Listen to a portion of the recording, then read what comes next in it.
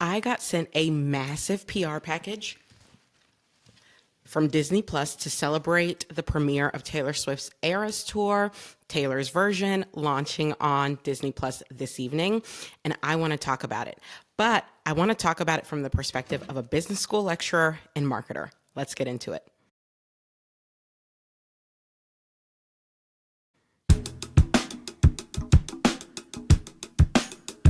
Now, first things first, if you want to see the actual unboxing video, you're going to need to head over to TikTok. Follow me there, by the way. I am _ KJ Miller. That's the handle. I did a whole unboxing video where I literally lost my mind because they gave me so much amazing stuff, including this shirt. Bada bing, bada boom.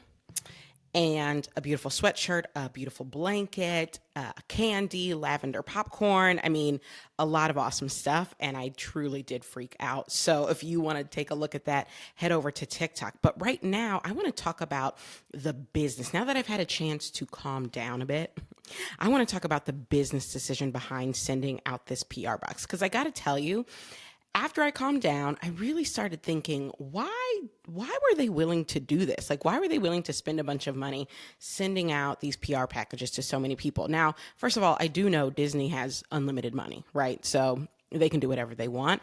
Taylor also has plenty of money, so she can do whatever she wants. But typically, when you think about someone sending out a PR package, it's because they're trying to build awareness and also to convert people into purchasing whatever the product is that they're launching or that they're sending out in PR. In this particular instance, my immediate thought was Taylor has such a massive fan base. Like, I think bigger than any other artist's fan base in the world, which is why she's been on tour for, going on 2 years, because everyone wants to go. She has such a massive and loyal fan base.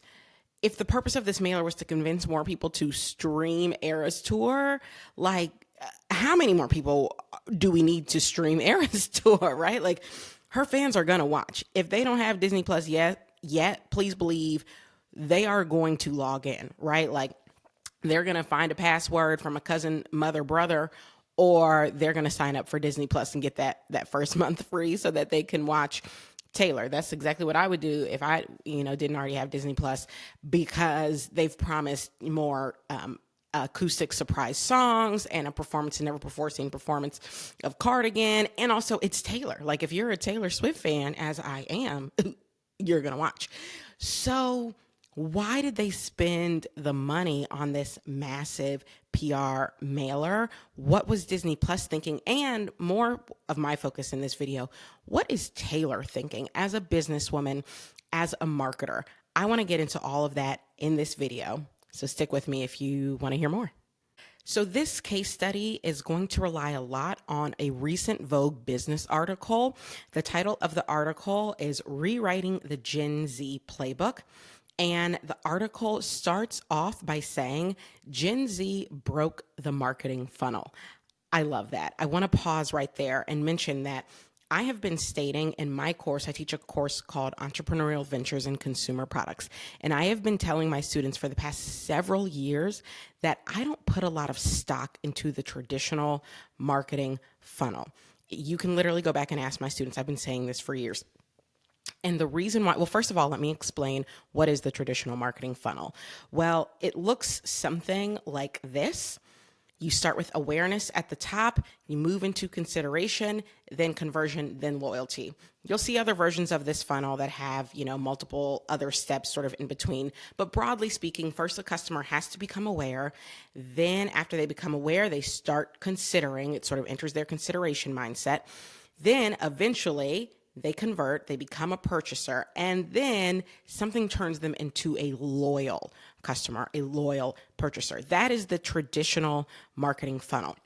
And what I've been telling my students for years is that I don't put a ton of stock into that funnel, because the truth of the matter is, or at least I don't put a ton of stock into that funnel when I am thinking about the marketing channels that I'm going to pursue, because the truth of the matter is, I don't know if that channel is landing for a particular customer in awareness or consideration or, conversion or loyalty. I don't know where it's hitting them in their journey. So I can spend a lot of time and spin my wheels trying to figure that out, or I can just make sure that I am diversifying my marketing channels enough that I can make sure I'm hitting everyone when and where they need to hit it so that they're seeing the brand enough times in order to move from awareness through to loyalty. Okay, so that's a broader point that I make during this semester that I want to make quickly here, because this Vogue business article that we're going to be focusing on literally kicks off by saying the marketing funnel is broken. And that's okay by me because I don't put a lot of stock in that funnel anyway. So that's number one. But now let's get into the meat of the article, because what I would like to do is really walk through how I believe a lot of the points that are made in this Vogue business article are being perfectly articulated by Taylor's decision and Disney Plus's decision to send out these mailers. So the very first point that's made in this article is about social media and social media influencers.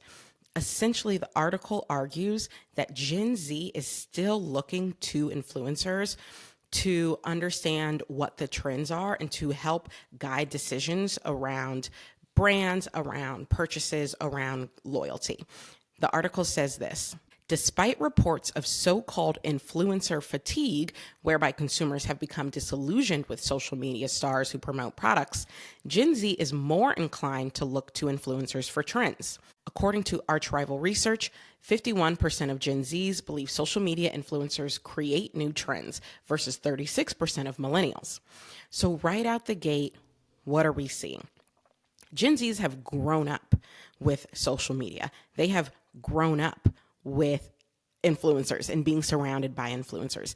And what they have decided is that depending on the influencer, depending on that person's trustworthiness, that is how they actually want to get information regarding what brands are trustworthy, what trends to follow, as opposed to in past lives, past worlds, past decades, relying on brands themselves to make that decision for them or to promote what's going to be trendy for them. The article continues, the reality is Gen Z is the first generation to be on social media since the youngest ages, and they can sniff out the BS faster than anyone. So influencers from a traditional pay-to-play model, it doesn't work.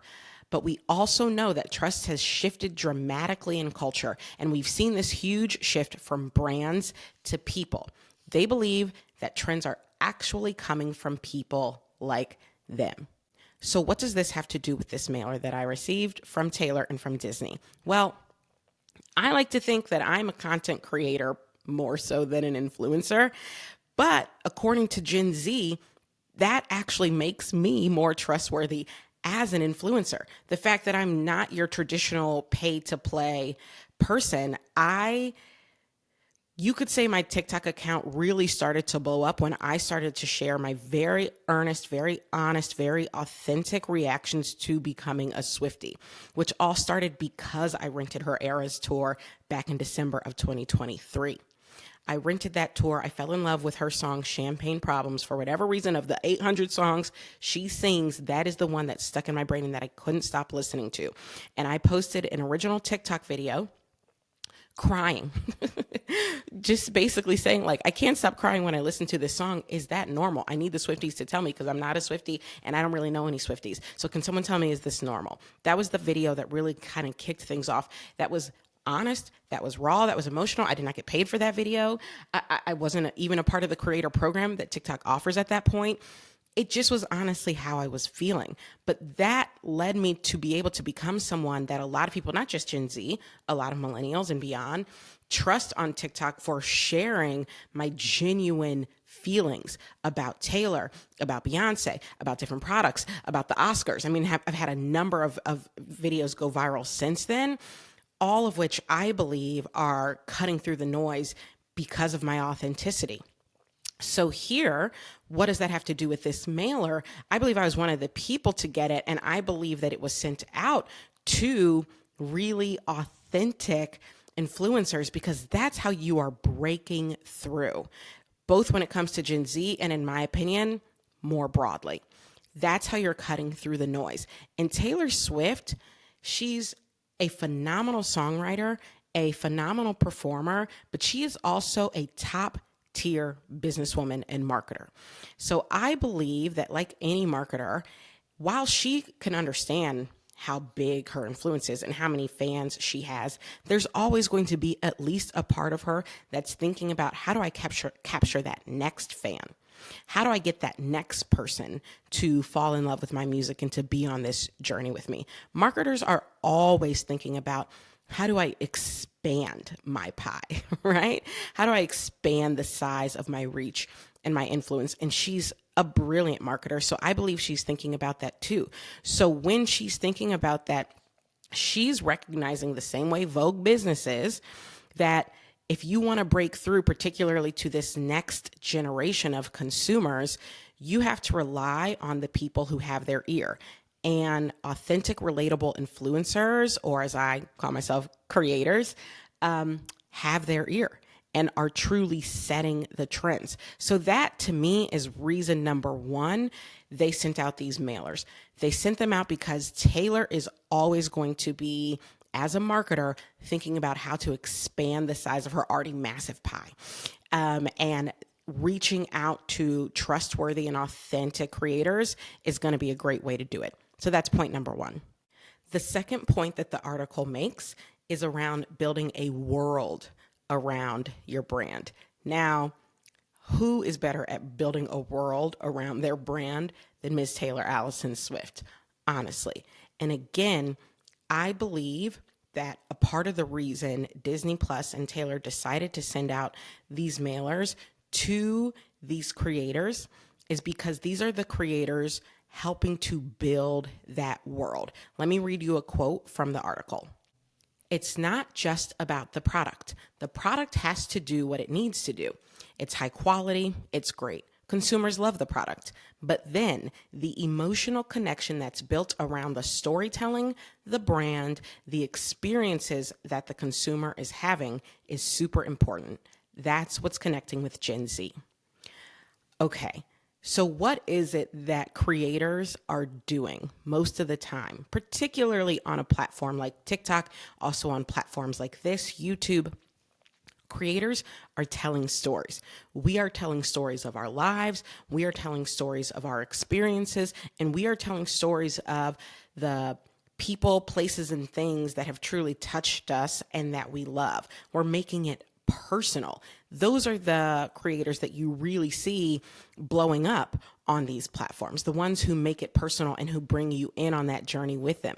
So again, what is a brilliant marketer like Taylor Swift and a brilliant marketing team like Disney Plus going to do when they want to expand the size of the pie of Taylor's influence and, of course, get more eyeballs on her Eras tour?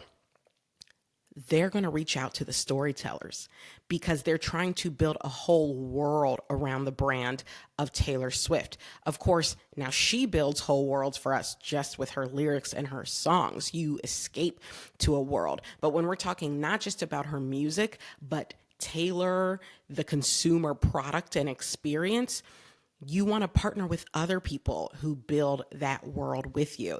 And creators are going to be able to do that because that is what we naturally do. So that's my second point in why I believe this mailer was sent out and sent out to the creators it was sent out to. Again, it's about authenticity because that's where Gen Z and others are really getting their information and understanding trends. But it's also about storytelling because what we're trying to do is build a world around our brand. And that's what creators are so great at doing. The final point I want to make about this mailer, and it's not one that's explicitly called out in the Vogue Business article, but I do believe is related to some of the things we see there, is about joy. I believe that Disney Plus's main aim, and by extension Taylor's main aim with this PR package, was to spread joy. And that is something that I feel absolutely breaks through the noise in a way that a lot of product launches and PR packages simply can't.